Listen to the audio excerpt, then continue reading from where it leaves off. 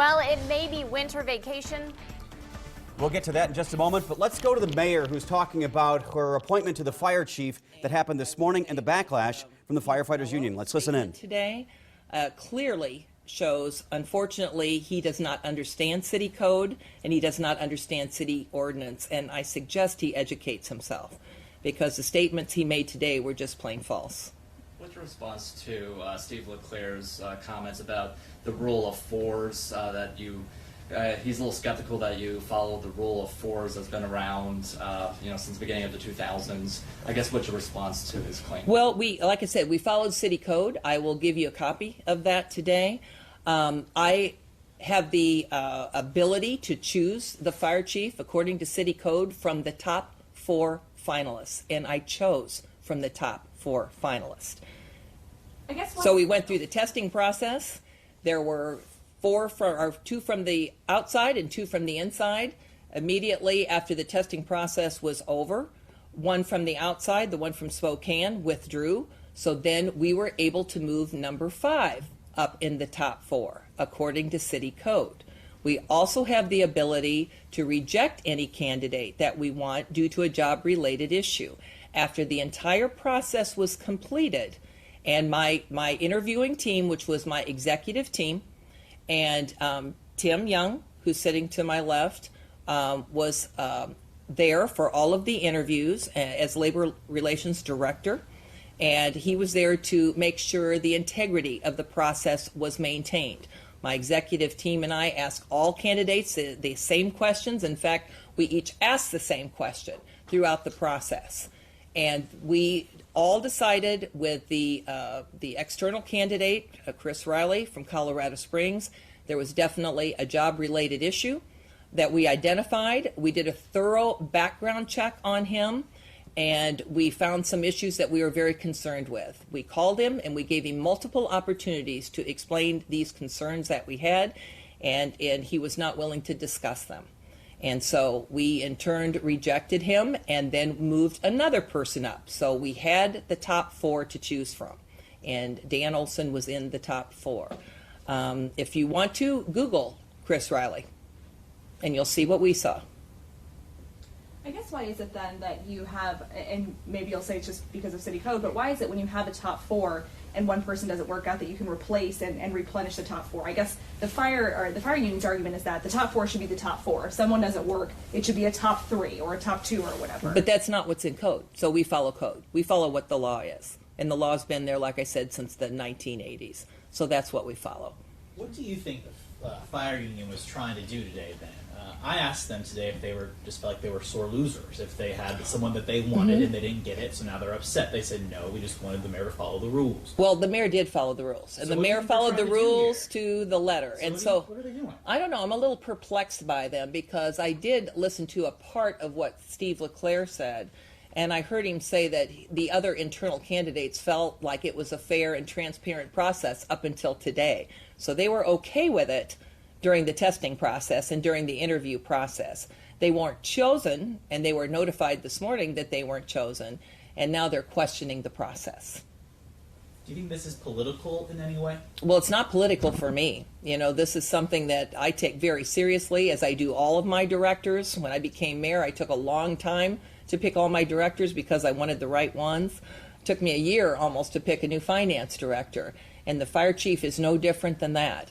We had a group of qualified candidates. We interviewed them, and by far, Chief Olson, in my opinion and my executive team's opinion, was above and beyond the others as far as his experience, his qualifications, and I felt like he was the most rounded of the top 4, and he was in the top 4.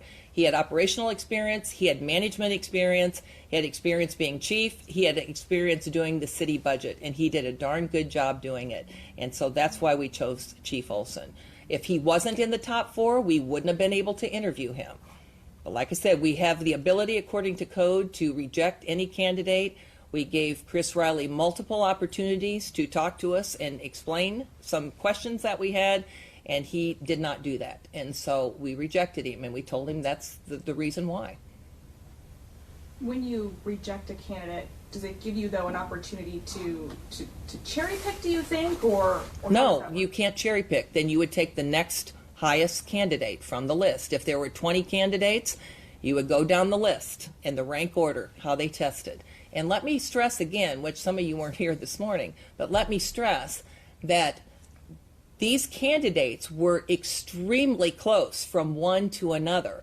It wasn't like there was the top 4 and then 5 and 6 were way below that. It wasn't that way at all. They were very, very close in their testing. Some of them had extra points for being in the military. Some had extra points for having a higher degree. Some of it is just a number game, but there were 3 parts to the testing process. They were very objective. I wasn't involved in any of the testing at all. It was done by an outside company that we have hired. Tim Young was present in the testing part of it, and it was a process that we have used. And with that process, they came to me and they gave me how everybody scored, and they gave me the top 4 as far as how they scored to interview. But like I said, soon after that, one of them dropped out, eliminated himself, and then we eliminated Chris Riley from Colorado Springs for a job-related issue. How do you kind of patch this up a little bit? It seems like, since the beginning of your administration, kind of some butting heads with the union, the firefighters union. How do you kind of patch it up with Steve LeClaire and kind of work out the differences and kind of make sure, at least from his angle, that everything was transparent and as clear as possible? Well, he said today in a statement he wanted me to assure that this process was transparent, and it was. I will assure him, and I will assure everyone in the community, that the process was very transparent, that we followed city code to the letter. It's unfortunate some are criticizing that don't understand city code and what is in ordinance, and they need to educate themselves, like Heath Mello that I mentioned before. But at the same time, we followed code to the letter, and it was a very, very transparent process. Our relationship with the fire union since I have been mayor has been good, and it is improving all the time. I did try to call Steve LeClaire twice today before he did his press conference to discuss it with him, and he has not returned my call. And I left him a voicemail to call too, and he has not returned my call yet. But I've tried twice today after I did my press conference this morning to reach out to him and talk to him about the process. I did talk to him during the process occasionally, and told him how we were interviewing and what the process was going to look like, etc. So we have a good relationship as far as I'm concerned.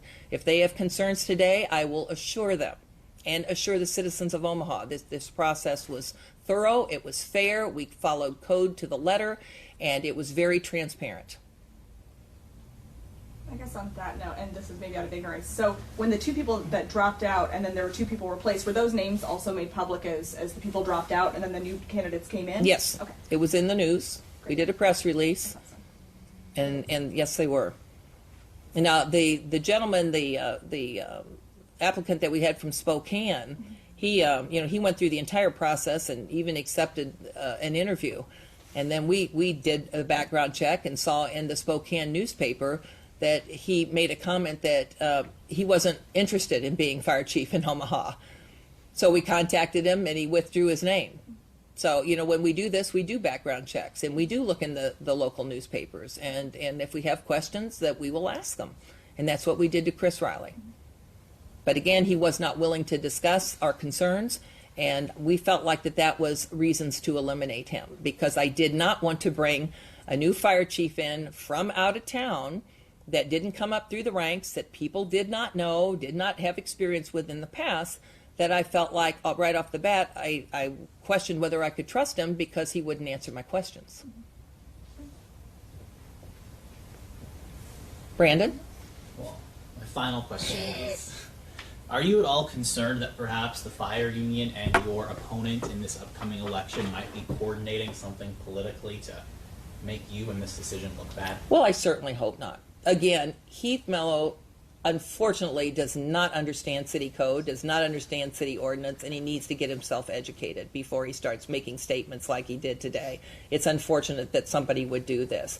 Trying to coordinate something with the union for political points over a selection of the fire chief of a fire department the size of the city of Omaha, I would certainly hope that that is not his motive, because that is not in the best interest of Omaha or the citizens of Omaha or the fire chief. And if that's what he was doing, that's unfortunate. And I certainly hope that's not happening. Do you project the fire union filing a grievance against the city at all? They said they haven't filed one in a few years. Yes, they haven't. And I think that's another thing it's important to point out. So thank you for bringing that up, because I think Chief Kanger really changed the relationship between the administration and the fire department, and he also changed their perception in the community. We've done a lot with the fire department, and since I've been mayor, and when Chief Kanger decided to retire and Chief Olson stepped right in, he just continued on in the same direction that Chief Kanger did. He helped manage the budget. He helped grow the fire department. He selected a new recruit class. We bought new equipment. We put another truck in service. We've increased their sworn strength by 15. We've done a lot for the Omaha Fire Department, and we only want to make it better in the future.